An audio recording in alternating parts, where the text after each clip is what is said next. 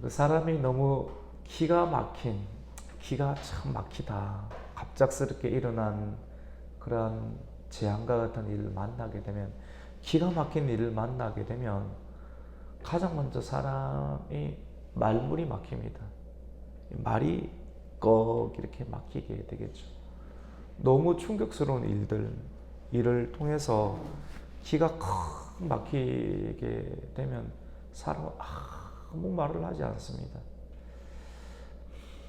참 우리 욥기를 통해서 사람들이 욥기는 웃고 즐기는 사람들은 욥기를 잘 안 엽니다. 욥기가 굉장히 깁니다. 42장이에요.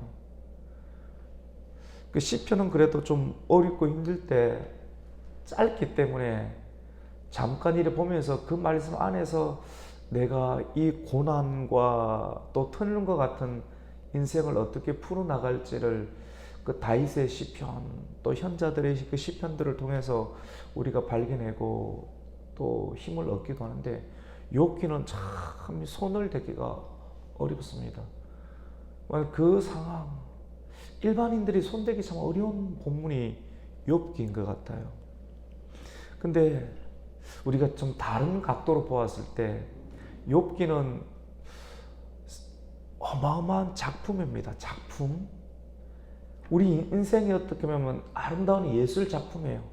하나님께서 만드신 우리 인생, 그 인생의 글작품.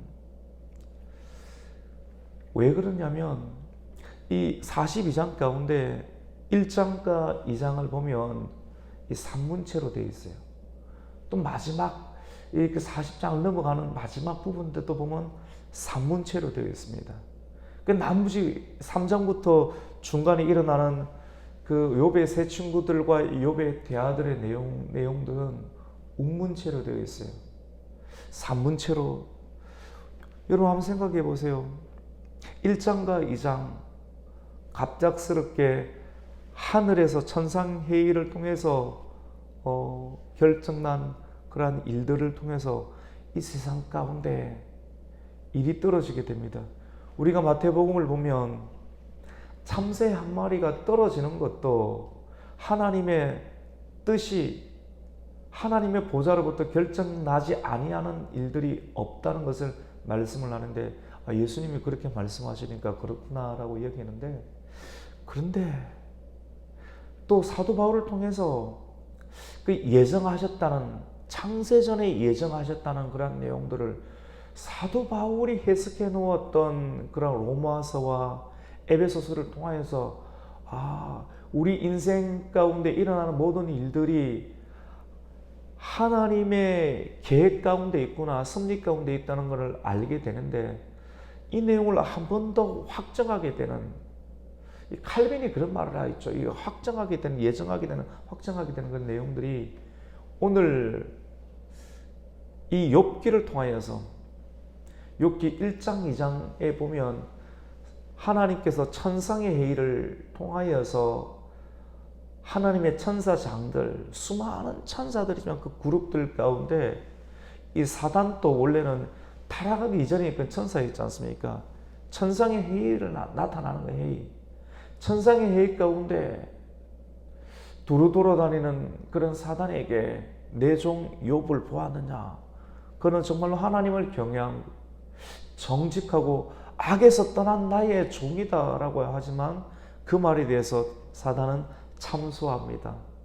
참소해서, 그리고 사단은 하나님께서 욥에게 복을 주었기 때문에 하나님을 섬기고 하나님을 따르는 거지 않습니까? 아니야. 일반 인생들하고 달라. 나를 사랑하기 때문에 나를 따르고 그래서 내가 복을 주는 거야. 욥은 아닙니다. 하나님은 복을 줘놓으니까 그 복 때문에 하나님을 따르는 거지, 그 복을 가져가 보세요. 그래서 1장에서는 그의 소유를 칩니다. 그리고 그의 자녀들을 칩니다. 2장에서도 똑같은 천상의 회의가 일어나는데 그의 건강을 치게 됩니다. 모든 것을 잃게 되었습니다. 욥 주변에는 아무것도 없습니다. 너무 기가 막힌 상황들이 일어나게 되는 것이죠. 그런데 그럼에도 불구하고 욥은 하나님을 향하여서 원망과 불평하지 않습니다. 생각해 보세요. 자녀들이 죽었는데 병원에 입원한 것이 아니라 10명의 자녀들이 한순간에 삽시간에 그가 가지고 있는 양떼와 또 모든 그러한 가축들이 재산들이 몇 시간이 되지 아니하는 시간 가운데 한순간에 사라지게 되고 그의 자녀들도 태풍에 의해서 죽게 됩니다. 집이 무너져서. 그럼에도 불구하고 또 몸 안에 머리끝부터 발끝까지 뭐가 내립니까? 악창 종기가 내리게 되죠. 그 모습이 너무나도 안타깝습니다. 그의 아내마저 하나님을 저주하고 죽으라라고 이야기를 합니다. 그런데 그의 입에서는 주신이도 하나님이시고 가져가시는 하나님이시고 하나님이 나에게 축복을 하실 수도 있고 하나님께서 내게 그 축복을 거두어 갈 수 있다라고 하나님의 주권을 이야기를 합니다. 여러분 이런 이야기를 들으면 정말 대단하다라고 하는 생각이 들죠. 맞죠? 그런데 아니 자녀도 죽고 재산도 다 옆에 있는 부인마저도 하나님을 저주하러 갈 정도면 그런데도 하나님을 찬양하고 예배하는 사람 여러분 그 사람 옆에 있을 수가 있겠습니까? 목사님들 가운데 너무나도 예배를 드리는데 가족 중에 한 사람이 쓰러져 죽었는데도 불구하고 끝까지 예배를 인도한다. 여러분 옛날에는 참 이런 이야기를 들으면 마땅하다, 은혜롭다라는 생각을 했는데 막상 내가 그런 일들을 당하면 그리고 그렇게 만약에 주관을 다 한다고 하면 성도들은 어떻게 생각할까? 저는 신학교 다닐 때 이런 설교를 좀 들었어요. 여러분도 그렇게 많이 좀 들었지 않습니까? 끝까지 예배를 다 인도하고 그래 가더라. 하루를 다 하고 나서 그 다음에 가더라. 그렇게 해야 되는가 보다 라는 생각을 좀 했습니다. 그런데 과연 그 사람에게 참 인간미가 있을까? 과연 그것이 가능한가? 욥의 모습을 보세요. 모든 것이 사라지는 현상 가운데도 어떻게 보면 욥의 아내가 더 인간적이지 않을까요? 사람 앞에서 그런 완전 생각을 한번 바꾸어서 한번 생각을 한번 해보십시다. 너무 기가 막힌 욥은 친구들이 3명이 찾아왔습니다. 아주 친한 친구들이. 근데 욥의 얼굴과 모습이 이전 모습하고 완전히 다릅니다. 알아보지 못할 그런 형상을 하고 있었어요. 그래서 욥의 모습을 보고 위로하려고 왔다라 위로 한마디도 하지 못하고 7일 밤낮을 그대로 입 한 번 열지 아니하고 가만히 있게 됩니다. 우리 오늘 3장부터 읽었지만 우리 3장 바로 전에 있는 2장 12절과 13절을 한 번 더 읽어볼게요. 같이 읽습니다. 눈을 들어 멀리 보매 그가 욥인 줄 알기 어렵게 되었으므로 그들이 일제히 소리질러 울며 각각 자기의 겉옷을 찢고 하늘을 향하여 티끌을 날려 자기 머리에 뿌리고 밤낮 7일 동안 그와 함께 땅에 앉았으나 욥의 고통이 심함을 보므로 그에게 한마디도 말하는 자가 없었더라. 밤낮 7일 동안 그와 함께 땅에 앉았고 욥의 고통이 너무 심했기 때문에 정말로 사람이 그 고통을 당한 사람을 보면서 위로가 안 나오는 겁니다. 여러분 정말로 극심한 고통을 당한 사람들에 대한 위로는 뭔지 아십니까? 말하면 안 됩니다. 말하는 사람, 말하는 그 순간 그것이 위로가 깨어질 수 있습니다. 장례식에 가더라도 너무 갑작스럽게 사랑한 사람을 먼저 잃었던 그런 장례 가운데 들어가서 할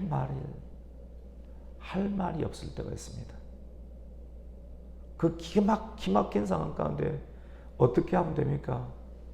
말하면 안 됩니다. 그냥 그 자리 왔다가 그냥 꽃 한 송이 넣고 가버리면 친한 친구 아니죠. 밤이 새도록 아니 정말 친한 친구라고 하면 그 장례가 끝나도록 그냥 있어주는 겁니다. 아무 말 없이. 그리고 손을 꼭 잡고 같이 있어주는 겁니다. 그냥 같이 아픈 거예요. 같이 눈물 흘리고. 근데 그게 그 사람으로 하여금 견디게 합니다. 너무너무 고통스럽죠. 희망의 상황 가운데. 팔레스타인 가운데 이런 베두인 족속이라고 있습니다. 베두인 족속. 혹시 들어보셨어요? 베두인 사람들. 그 사람들의 문화 가운데 환자를 방문하게 될 때 침실 주변에 그냥 그대로 둘러서서 아무 말을 위로 안 합니다. 그냥 있어줍니다. 침묵 속에서 그 사람의 아픔과 그 사람이 처한 환경을 그대로 침묵 속에서 위로해주면 그 사람이 아무 말을 하지 않지만도 그 침묵 속에서 다시 위로를 얻고 살아갈 수 있는 그런 용기를 얻는 그런 문화가 있다라고 하는 거예요. 어쩌면 우리 인생 가운데 극심한 고난을 당한 사람들을 위로하는 것은 말이 아닌 것 같아요. 침묵이 주는 언어가 있는 것 같아요. 우리 인생 가운데 어떤 일들을 되게 하는 것은 말을 많이 하기 때문에 말을 많이 못해서 인생의 문제가 안 되었다라고 하는 것이 아니라 말을 잘 합당하게 사용을 하지 못했기 때문에 일이 걸어지는 경우들을 우리가 많이 보게 됩니다. 오히려 침묵이 금이기도 하고 침묵이 일을 풀어내는 그런 좋은 언어이기도 하다라고 하는 것입니다. 근데 7일 아무 말을 하지 아니하고 7일 동안 친구들이 함께 있어주고 침묵 속에서 이 욥의 마음을 위로하게 되니까 3장에 와서 드디어 침묵을 깨고 욥이 입을 열어서 이야기를 하게 됩니다. 근데 오늘 3장 1절에서 10절까지만 읽게 되었는데 이 내용을 보면 욥이 정말 욥인가? 지금까지 그렇게 경건했던 욥이 정말 이 사람이 욥이 맞는가 할 정도로 지금 한참을 입을 닫았던 욥의 입술 가운데서 나오는 언어 자체가 이전과는 전혀 다른 모습을 띠게 됩니다. 무슨 내용입니까? 자기를 저주합니다. 탄식해, 탄식. 자기가 태어난 날을 생일을 저주하게 됩니다. 우리 1절 한번 2절 한번 3절 한번 읽어볼까요? 같이 읽습니다.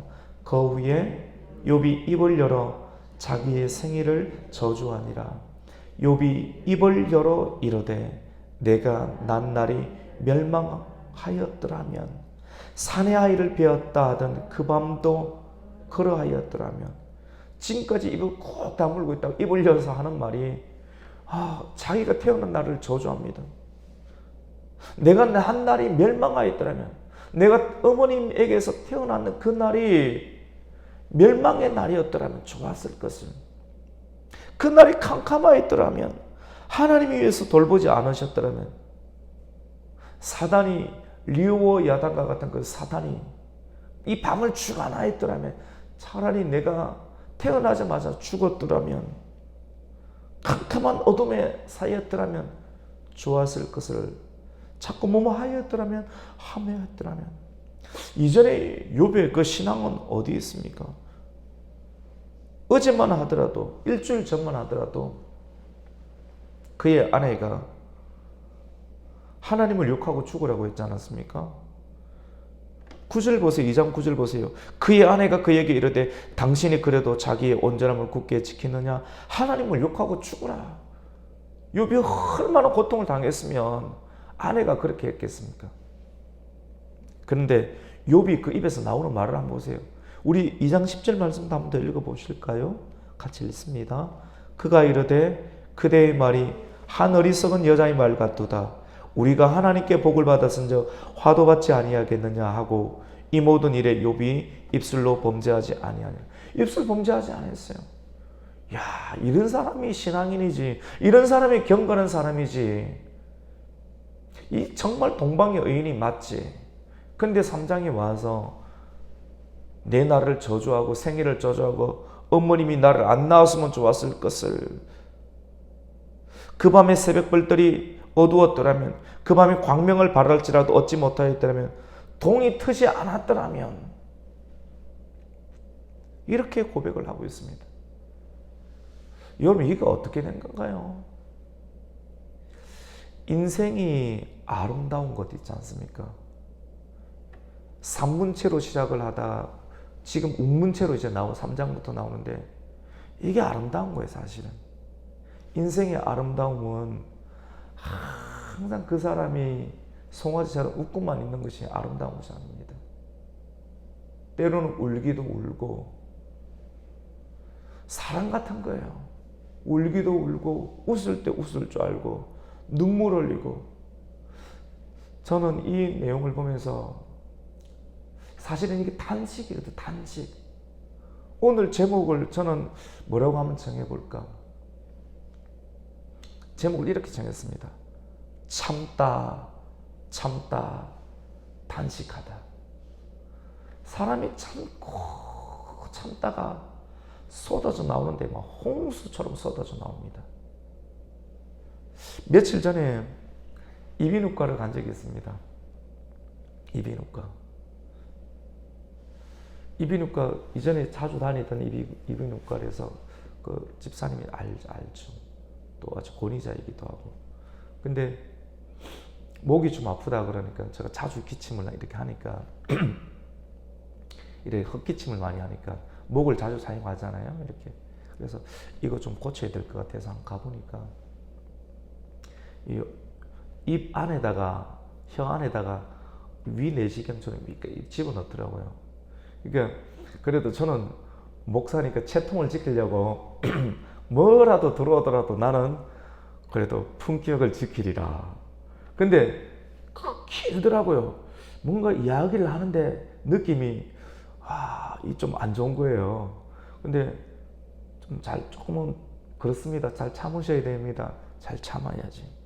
위내시경 할 때도 그냥 수면 안 하고 그냥 하기도 하거든요. 근데 이걸 막 집어넣는데, 이까지 집어넣는데 그래도 품격 있게 할렐루야 이러려고 생각은 하지만, 이걸 콕 집어넣는데 내 의지하고 상관없이 어떻게 됩니까?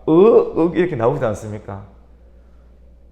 여러분, 그 모습이 뭐냐면, 내 의지는 고난을 당하기 전에, 내 내부 안에 뭔가를 집어넣기 전에는 내 의지는 하나님을 욕하지 않으니라, 끝까지 내가 잘 있으리라 하지만도 막상 고난과 같은 상황을 당하게 되면 이렇게 하게 됩니다.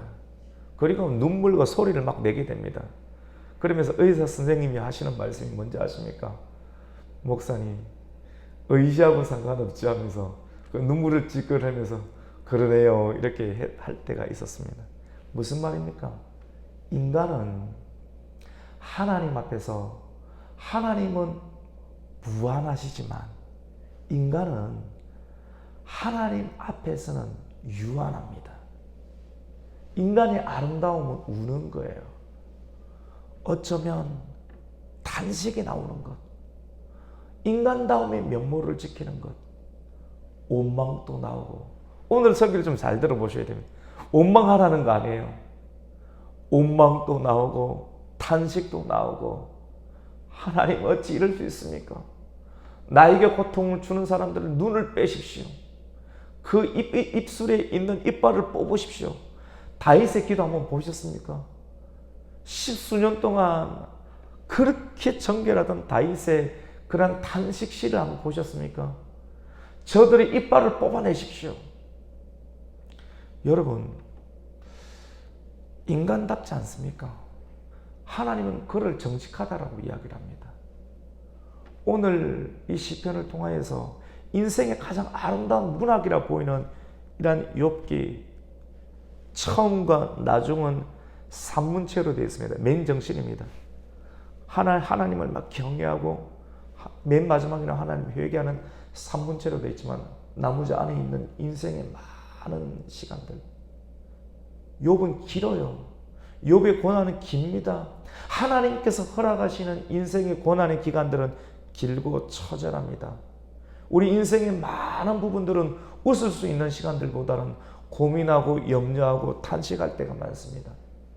그게 인생의 어쩌면 아름다움인 것 같아요. 하나님 알고 계십니다. 우리가 이 욥기를 통해서 멋있게 표현할 수 없어요. 이 자체가 인생이구나. 인생 속에서 우리는 어쩌면 신앙의 고백은 하지만도 신앙의 고백 속에서 때로는 원망할 때가 있고 탄식할 때가 있고 때로는 저주스러운 이야기를 할 때가 있습니다. 성경은 아예 대놓고 욥이 자기의 난달들을 저주했다라고 이야기합니다. 우리 1절 한 번 더 읽어보실까요? 같이 읽습니다. 시작. 그 후에 욥이 입을 열어 자기의 생일을 저주하니라. 근데 하나님은 욥을 동방의 의인이라고 이야기를 합니다. 우리 인생의 여정, 신앙이 어쩌면 이렇게 해야지 살 수가 있어요. 사람이 끝까지 천사가 아닌 것 같아요. 그리고 이러한 고난을 당하는 사람들을 대할 때 정죄하는 것, 해서는 안 된다는 걸 알지만도 욥의 친구들도 정죄합니다. 나중에는 판단합니다. 근데 그게 인생인 것 같아요. 그걸 보면서 하나님이 일을 하실 수 있는 것 같아요. 하나님이 일을 하실 수 있도록 인간의 연약함이 자연스럽게 드러나는 것, 입에다가 뭔가를 새꼬챙이를 집어넣을 때 꺽거리면서 눈물을 흘리는 것, 우리 인식은, 우리의 생각은 품격 있게 써 있어야 되지. 품격이 어디 있습니까? 하나님께서 허락하시는 인생 가운데, 여정 가운데 눈물 흘리고 욕하고 비난하고 원망하고 내가 차라리 태어났으면 안 왔으면 좋겠다라고 말하는 것, 그것이 어떻게 보면 인생인 것 같아요. 오늘 3장 1절부터 10절까지의 내용들을 간단하게 보면서 우리가 옆에 있는 우리의 성도들, 우리의 모습들, 우리가 이렇게 기도하고 처음에 기도는 그렇게 시작하면 길어보세요. 광야 인생길 처음에는 하나님께서 구원의 길을 열어주시고 찬송하고 솟구시고 하나님을 찬송하지만 3일째부터는 길이 험하고 목이 마르고 음식 없어 보세요. 당장 원망하죠. 그 모습이 이스라엘 백성들의 모습일까요? 똑같습니다. 새로운 각도예요. 우리 함께 더불어 살아가는 옆에 있는 사람들, 이게 목회인 것 같아요. 이게 인생입니다.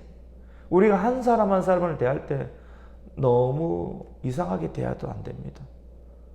참 다 똑같습니다. 그냥 눈물 흘려야 돼요. 인정해줘야 돼요. 같이 끌어안아줘야 됩니다. 그리고 우리를 구원해 주실 분이 누구밖에 없습니까? 하나님밖에 없고, 하나님의 구원이, 하나님의 역사가 일어날 때까지 우리는 그냥 탄식하는 겁니다. 그 모습이 어떻게 보면 의인의 모습인데요, 그것이 정직인 것 같아요. 오늘 욥의 모습, 내가 이러지 않았으면 좋았을걸, 내가 안 태어났으면 좋았을걸. 하나님의 이름을 직접적으로 원망하지 않지만도 그의 모습을 진짜 고난이 깊은 사람들에게 있어서 나오는 기도이지 않을까요? 이 모습이 기도이지 않을까요? 솔직함, 정직함을 우리는 볼 수가 있습니다. 가장 슬프고 비통할 때 사람은 내가 차라리 태어나지 아니했으면, 이 땅에 태어나지 아니했으면, 가장 축복스러운 날인데, 생일을 우리가 축복해야 되는데 우리가 맨정신이 있을 때는 축복하지만도 너무나도 슬프고 고통이 심하면 자기가 태어난 날을 거꾸로 욕으로 만들고 싶은 입술의 고백이 나오는 것 같아요. 오늘 말씀을 통해서 다시 정리합니다. 우리가 정리의 기도는 시편도 가만히 보면 처음에는 하나님이여 부르짖다가 1절, 2절 하나님이여 하나님, 살아계신 하나님 부르짖다가 2절, 3절, 4절 가서는 막 속에 있는 그 격분이 다 일어나게 됩니다. 그러다가 한참 자기 한을 토로했다가 나중에 그래도 하나님께서 함께 해주시면 이런 구조를 띠게 돼요. 샌드위치 구조예요. 제가 굳이 문학을 드러냈습니다. 욥기도 마찬가지고 시편도 마찬가지입니다. 예수님도 한번 보세요. 인간이기 때문에 하나님 이 십자가 내가 져야 됩니까? 처음에는 맨정신으로 기도하다가 어느 순간 이게 예수님의 모습 맞나? 예수님이 이런 말을 할 수 있는가? 하나님 이 잔을 내가 마셔야 됩니까? 약간 불안하다가 나중에 다시 돌아옵니다. 나의 원대로 마시고 아버지의 원대로 해달라고. 가장 인간다운 모습으로 정직하게. 근데 기도에 마치면 어떻게 됩니까? 그러나 하나님의 뜻대로 해주십시오. 오늘의 시편 우리가 끝을 내지 않지만 또 3장 1절부터 10절까지 내용은 뭐뭐 하였더라면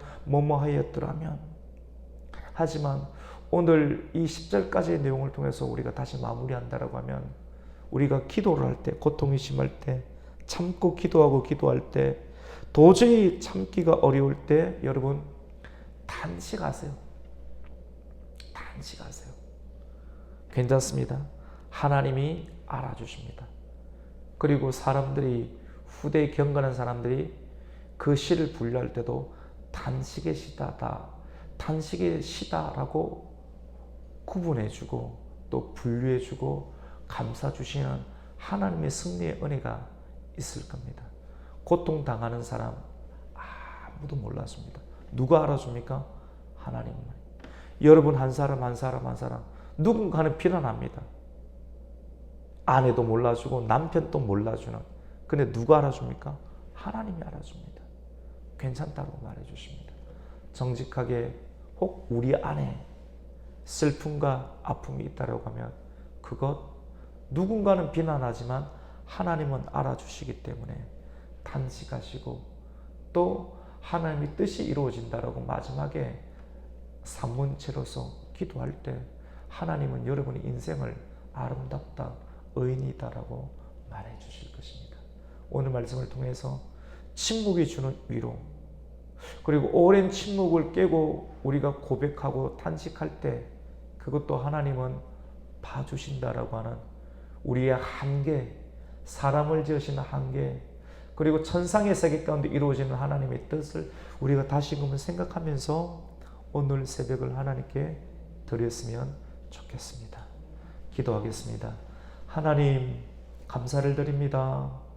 오늘 이 아침 가운데에도 하나님의 귀한 믿음의 종들을 불러주시고 주님 앞에서 하나님 말씀의 제단을 쌓고 찬송의 제단을 쌓고 기도의 제단을 쌓습니다. 과거의 일 가운데 현재의 일 가운데 우리는 큰 아픔이 있습니다. 그리고 미래 가운데도 우리가 과연 잘 살아갈 수 있을까 염려도 있습니다. 하지만 주님께 소망을 둡니다. 너무 큰 고통을 당할 때 탄식이 있습니다. 우리가 이 모습을 통해서 하나님 고통당한 자를 위로할 때 침묵하게 해주시고 함께 있어주게 해주시고 손을 잡게 해주시고 혹 그 고통이 나에게 있다라고 하면 오늘 이 말씀을 통해서 하나님의 위로를 받는 하나님의 시간이 되게 하여 주시옵소서. 예수님의 이름으로 기도드립니다.